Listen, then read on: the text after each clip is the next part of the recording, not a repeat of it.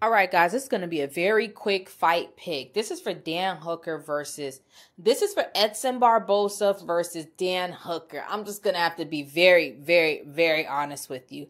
Edson Barboza has lost some fights. And when I say lost, I mean he's gotten his ass whooped in some fights. It has kind of come to the forefront after the Tony Ferguson fight that Edson Barboza, he's just a striker. Like, he really has nothing else.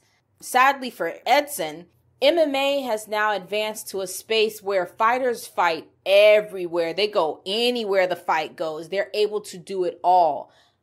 You had a Khabib Nurmagomedov stand on his feet and throw a right hand that knocked Conor McGregor to the ground. We're in a different era. You have to understand when MMA makes these shifts. We've shifted. We have shifted. And I believe that we may have left Edson Barboza behind. Dan Hooker has been looking incredible. In these last couple of fights, Dan Hooker has been knocking people out. Literally laying people out. Knees, hands. Just spectacular. He's had 4 fights since moving back up to lightweight. And what did he say? He said, you're going to have to bring somebody in here who can nut up a little bit. I'm hurting these little boys you bring in here. I'm hurting them. Bring a fighter up in here.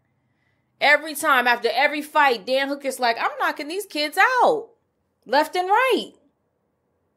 Dan Hooker's looking good, guys. He's looking really, really, really good. That's why I say it's going to be a very short fight pick, because I'm going for Dan Hooker by first round knockout.